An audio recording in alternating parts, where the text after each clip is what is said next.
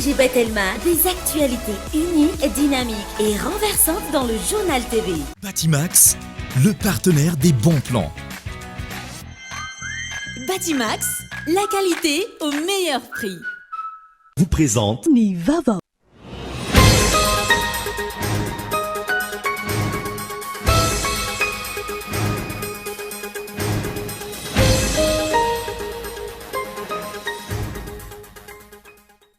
Saika tamin'ny alalan'ny fanaovana sakafo miavaka sy ny fiaraha-pianakaviana no nanamarika ny fetin'ireny androany.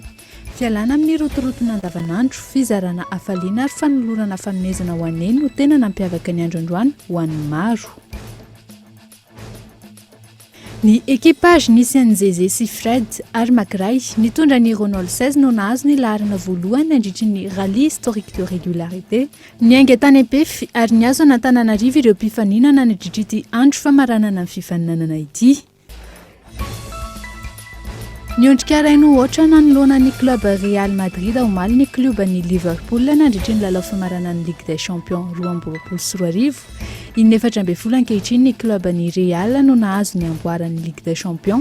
Ny andinindiny avy hatrany.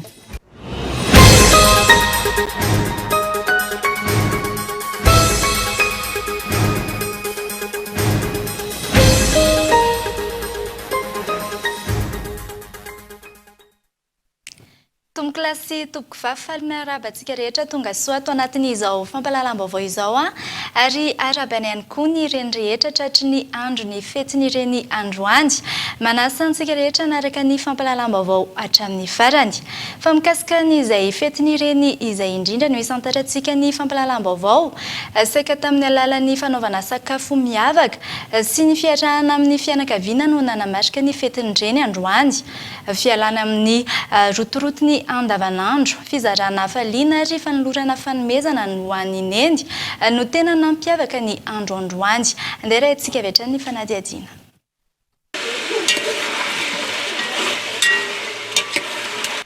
Isan'ny mahazo laka isan'ny tokantrano rehefa fetin'ireny takizao ny fanaovana sakafo miavaka. Ho an'ny tokantrano iray nanaovana fanadihadiana. Fianakaviana maromaro izy ireo no nanomana ny fiaraha-misakafo ho fanamariana ny fetin'ireny androany. Andro maro tany aloha no efa samy nanambatra vola ary ny antsiana vorona atao laoka izy ireo. Zava-dehibe ny fiarahan'ny fianakaviana takizao raha ny fanazavana. Mba ilaina zany ndreny zany manana anjara toerana lehibe ao anatin'ny tokantrano.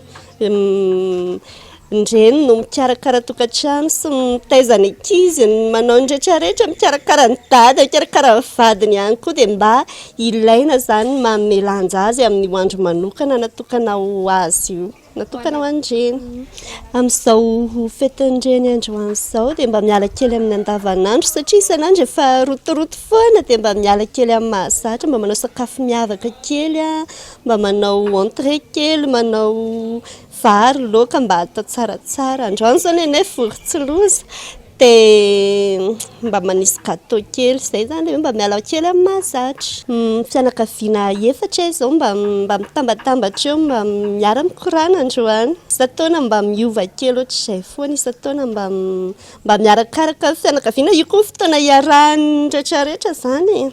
Ankoatra ny fiaraha-misakafo mampiavaka ny andro androany ihany koa ny fanolorana fanomezana ho andreny samy manana ny endrika natotosana izany ny ankizy. Nanangambola izay menada manokana mba atao gâteau an'i mama satria izy no taizalay tamin'ny mbola kely dia mamaly soa anazy. Natomboka tamin'ny volana avril no nanomboka nanangambola izay. Album anankiray izao nataonay. Tany ampianarana mana maman neny tiako lasako amina fa tsy afeniko ny tenako dia mbola kely tsy manam-bola felifely aza dia omena tsiny ilainy trotro efa iny fa ny azoko omena dia ny foko volamena bonne fête maman. Raha ny tantara, firenena maro no mankalaza ny fetin'ireny isan-taona mba hanomezana voninahitra sy hanehoana ny fitiavana ho andreny. Tany Grèce no nahitana ny fankalazana ny fetin'ireny voalohany. Tany amin'ny taonjato 15 kosa dia nanomboka nankalaza ny Mother in Sunday ireo anglisy ary nankalazaina isaky ny fiandohany Karemby avy eo ny alahady 4 ny Karemy izany. Tany amin'ny taona 1700 no nampivoatra ny fankalazany Etazonia ary nanamarika ny fetin'ireny tahaka izao fanamariana azy taty aoriana izao izay nantsoina hoe Mother's Day. Taorian'izay nanomboka nankalaza izany Royaume-Uni ny taona 1700 avy eo i Allemagne ny taona 1700. Nitombo hatrany ireo firenena nanaraka izany ary nanomboka nankalaza ny fetin'ireny isan-taona tahaka ny Belgique, Italia, Turquie sy ny maro hafa. Fa anisan'ny asa mafy mila ampiasana herim-batana ny fanamboarana briky. Tsy masakana ireo renim-pianakaviana nefa izany amin'ny famelomana ny fianakaviana. Dingana maro no arahina vao vita ny fanamboarana ny briky saingy vitan'ireo renim-pianakaviana izany dia noho ny tsy fisiany asa amin'izao fotoana izao raha ny fanadihadiana ny toto-saina. Fitino koloina.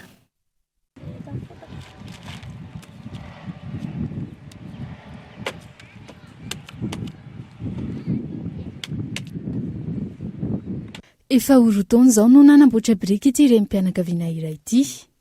Ny mandatsaka briky no namelomany zanany 3 vavy tao anatin'izay rotaona izay. Asa natokana ho an'ny lehilahy ny fanamboarana briky hoy izy saingy tsy maintsy mifanampy amin'ny famelomana ny zanaka ka antony ny anarana amin'ny fanamboarana briky. Anisan'ny asa mafy ampiasaina herim-batana ity asa ity raha mifanazavana. Ny vatana izany tena miasa indrindra. Alaina dia totoina dia akapoka dia taomina dia avy eo izany afatratra. Ny tratra amin'ny marary amin'ilay mibata fotaka dia ny valahana amin'ilay miondrika foana. Dia rehefa hariva dia tsy maintsy marara ny tratra sy ny valahana. Ny lehilahy tena betsaka manao azy fa ilay izy izany ilay mbola tsisy taom-briky atao dia tsy maintsy miezaka mianatra mandatsaka dia amin'izay izany mifanampy dia mahavita betsabetsaka kelikely. Eo amin'ny ray alina eo ny azonay anankiroa ao anatin'iray andro. Mahavita eo amin'ny 700 na 500. Raha ho an'ity ireny hafa ity indray, manomboka amin'ny 9 maraina no manomboka mandahatra briky avy namainina isan'andro. Mikarama ariary isaky ny briky alamina izy ary briky hatramin'ny 700 eo ny vitany isan'andro. Renim-pianakaviana mananteny nantenaina ary efa niteraka iray. Maka briky dia alahatra pilena. Ny azy asa hitako nataoko fa zanga manana asa raikitra hoe asa hitako ny anany ataoko. Ilay mitady asa mihitsy ny tena sarotra mitady asa nefa mivava tsy maintsy mihinana. Dia izay hitany atao. Raha hoe ny ray andro izany raha ray alina ny tena hitanao raha ohatra hoe tena manao ianao ray alina.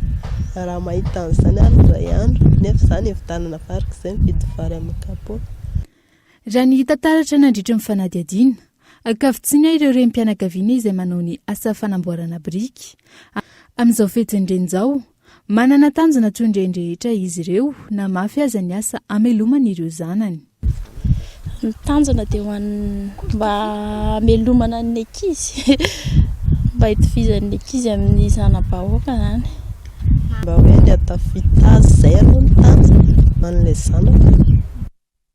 Lafim-baovao afa-tanteraka kosa indray, naneho ny fahavononan'ny anampy sy zarany traikefa Madagasikara eo amin'ny fampiroboroboana ny sehatry ny ahitao arakajy mirindra ny Fédération Arabo ho an'ny toe-karena nomerika raha ny nambaran'izy ireo nandritra ny fionana tamin'ny filoham-pirenena malagasy omaly. Ny filoha Andry Rajoelina izay manatanteraka ny fitsidiana ara-pomba ofisialy any Dubai ankehitriny miaraka amin'ireo delegaciona malagasy hanatrika ny fionam-be iraisam-pirenena izay arahina fampirantiana n'ireo ahitao arakajy mirindra mifandraika amin'ny toe-karena nomerika izay.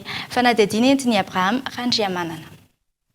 Nanatanteraka fionana tamin'ny filoham-pirenena sy ireo delegaciona malagasy tany Dubai omaly ny filohan'ny Fédérationna ho an'ny toe-karena nomerika ny Ligue Arabe, Dr Ali Al-Kouri. Ity farany izay misehatra amin'ny fampiroboroboana ny atao arakajy mirindra na ny transformation numérique ou digitale nambaran'ny filoha malagasy nandritra ny fandraisam-pitenenany ny mahazava-dehibe ny nomerika ho an'ny firenena. Eo ihany koa ny firoson'ny Madagasikara tsikelikely amin'ny fampiasana ny haitao arakajy mirindra toy ny tetikasa hipoketra izay ampiasaina amin'ny fandoavana ny karama-mpiasam-panjakana sy ny vatsim-pianaran'ireo mpianatra. Ny fanaovana ny carnet pokotany biometrika izay manamora ny fanisanany mponina. Miisa 4 ireo laharam-pahamehana amin'ny fanovana amin'ny nomerika ho an'ny Madagasikara hoy ny filoha, tahaka ny fitantanan-draharaha-mpanjakana amin'ny ankapobeny isan'izany ny fananantany, fambolena, foto-drafitrasa nomerika ary ny fanakalozana ara-bola mampiatsy na ny inclusion financière. Naneho ny fahavononany ary nangataka manokana ny ho avy aty Madagasikara ity Federasiona Arabo ity nandritra izany. Anio ny fifampiresahana izara ny fahaizana sy ny traikefa amin'ny sehatry ny haitao arakajy mirindra. Ankoatra ny fionana omaly, anana anjara fitenenana ny filoha Andry Rajoelina mandritra ny fionam-be iraisam-pirenena arahina fampiratiana ireo haitao arakajy mirindra mifandraika amin'ny toe-karena nomerika izay atao any Dubai ny talata ho avy izao. Fa mialohan'ny anarantsika ny toy ny fampalalam-baovao toy ny mikasika ny antotanisa mikasika ny valanaretina Covid-19, eo ihany koa ny maresaka iraisam-pirenena dia anaraka dokam-barotra aloha isika.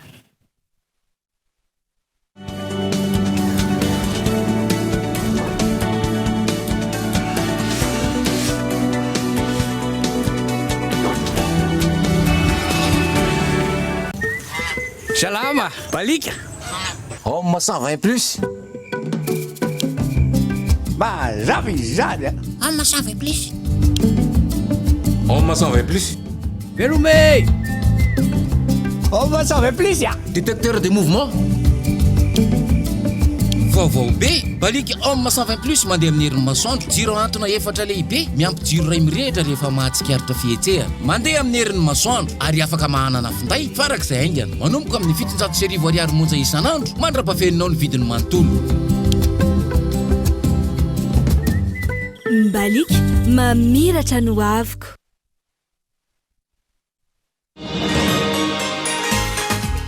C'est un travail très difficile d'attraper les bébés qui bougent et de changer leurs couches en même temps.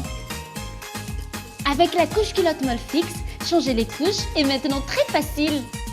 Je la déchire et l'enlève là où je l'attrape. Je remonte la nouvelle en un instant.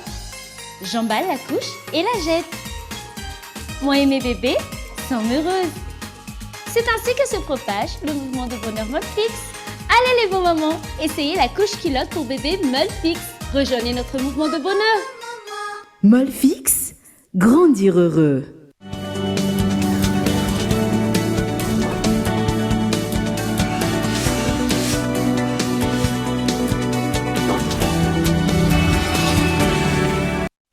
Tafaverina eto amin'ny fampalalam-baovao isika araka ny nambarako teo dia arahintsika avy hatrany ny fivoaran'ny valanaretina Covid-19 eto Madagasikara. Miisa 2 ireo fantatra fa namoy ny Inde vokatry ny valanaretina Covid-19 nanomboka ny 1 ka hatramin'ny 7 ny volana May. Lasa teo raha ny tatra navoaka ny Ministeran'ny Fahasalamana androany.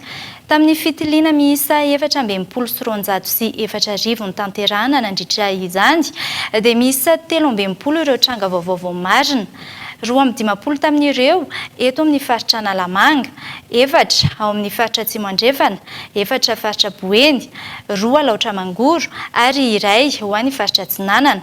Ny totaly 120 ankehitriny ireo manaraka fitsaboana raha toka 2 ireo forme grave.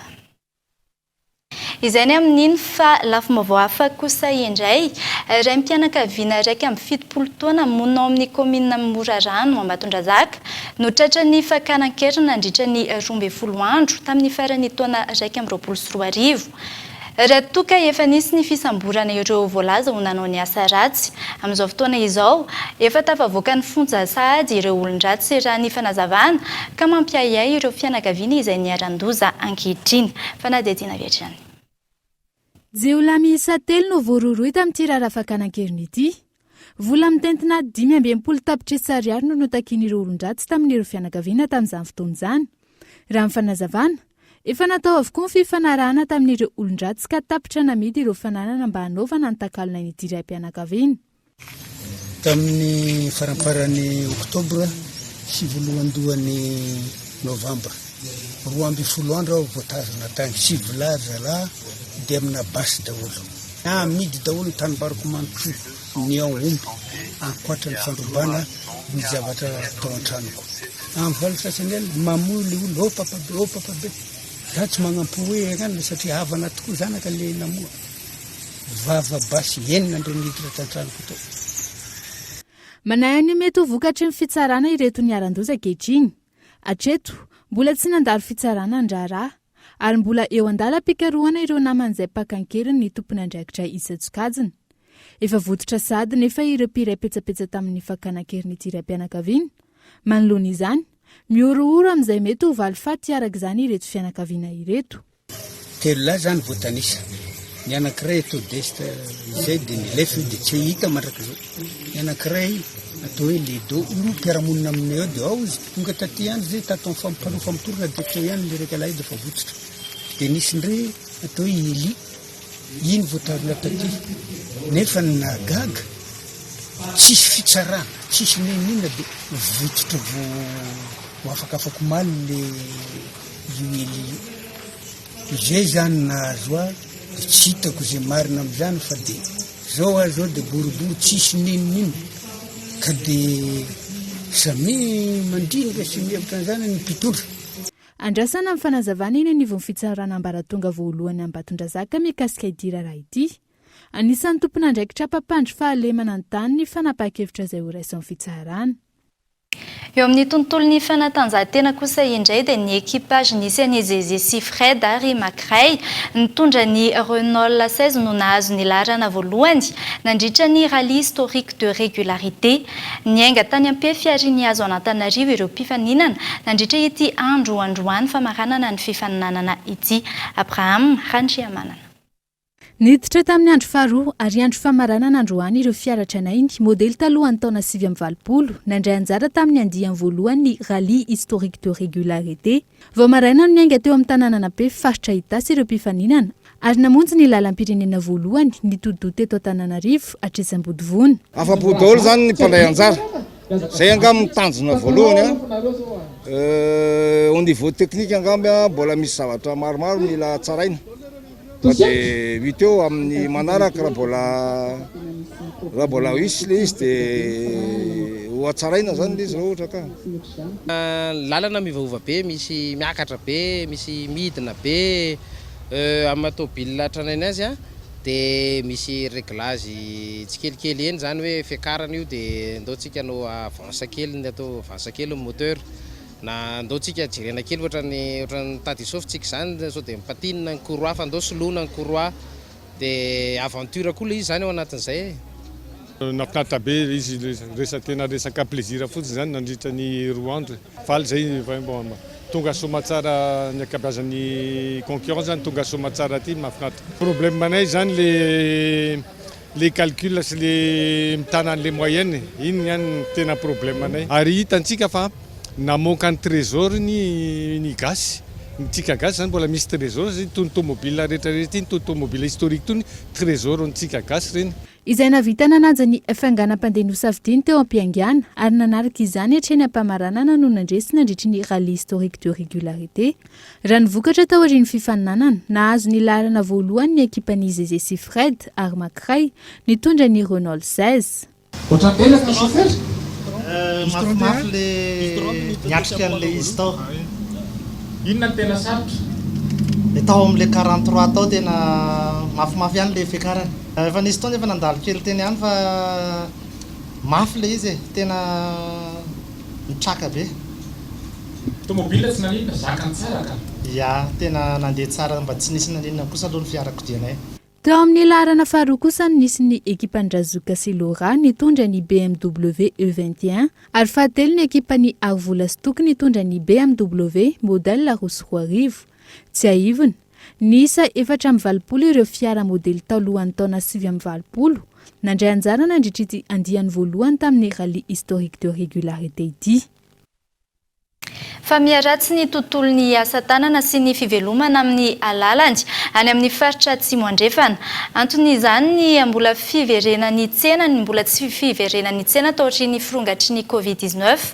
Noentina anarenana ny sehatra izay nisy ny foara momba ny asa tanana nitotsaina tany amin'ny toerana. Fanadihadiana entiny Kolo TV Toliara Bonhomme Élysée.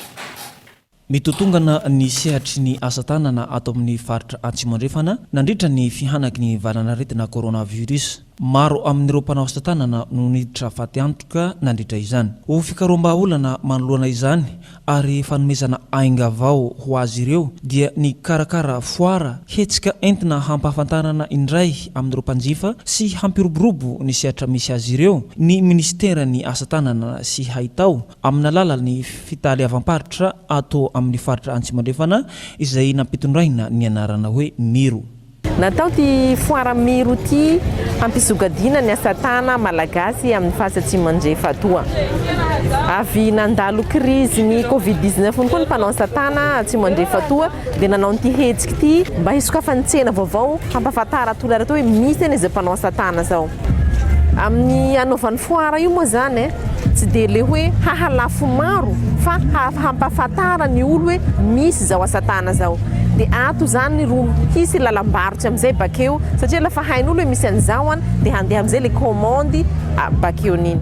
Manao antsoavo ho an'ireo mpanao asa tanana tsy ara-dalàna hatrany ny avy eo anivo ny fitaly avamparitra mba hanatevin-daharana azy ireo hahafana manampy sy mampiroborobo ny sehatra misy azy.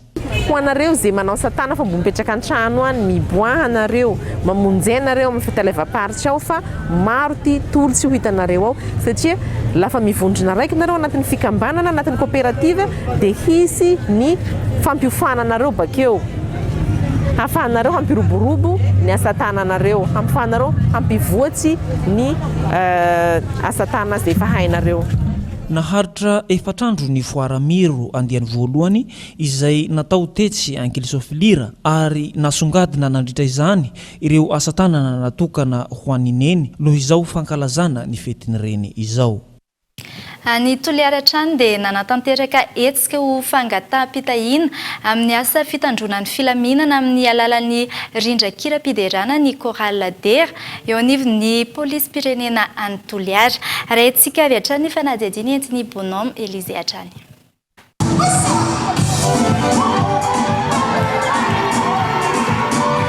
Ankoatry ny fitandroana ny filaminana dia miantsehatra amin'ny fitoriana ny filazantsara ankira ihany koa ny polisy pirenena aty Toliara.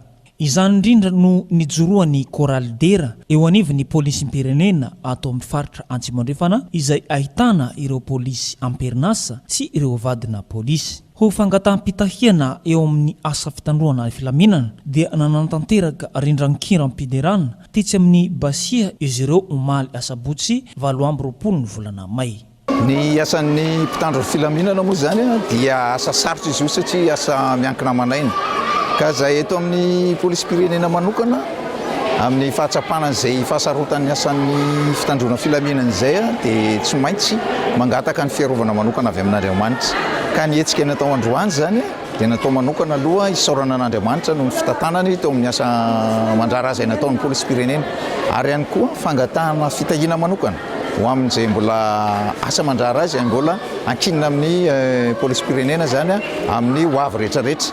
Tsy ny polisy pirenena ihany moa zany fa ny fandrimbo natao ihany koa ny mpitandron'ny filaminana telo-tonta izay ny polisy pirenena moa zany gendarmerie pirenena ary ny tafy-bahoaka.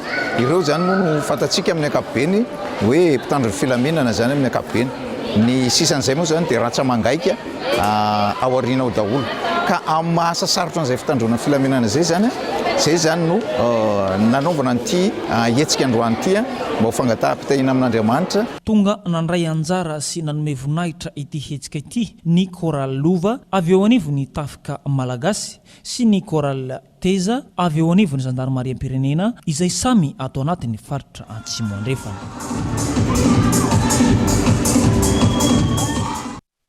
eo amin'ny maresaka iraisam-pirenena kosa indray dia niongotrika iray noaotra nanoloana ny kluban'ny Real Madrid omaly ny kluban'ny Liverpool nandritra ny lalao famaranana ny Ligue des Champions 2022 inefatra ambin'ny folo ankehitriny ny kluban'ny Real no nahazo ny amboarany Ligue des Champions ity fanadihadiny eo amin'ny sarin'ny France 24.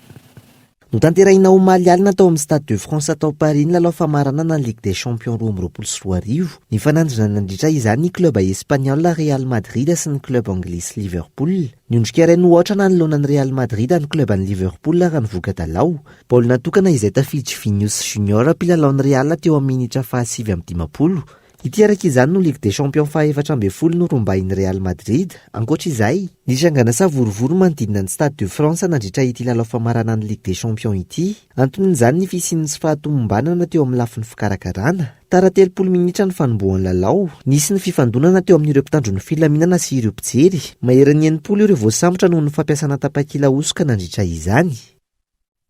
Dia izay ihany koa tompoko lasy tompoko vavy namarana amin'ny fampahalalam-baovao tamin'ity alina ity ankatrany ianao nanaraka izany hatramin'ny farany. Veloma tompoko.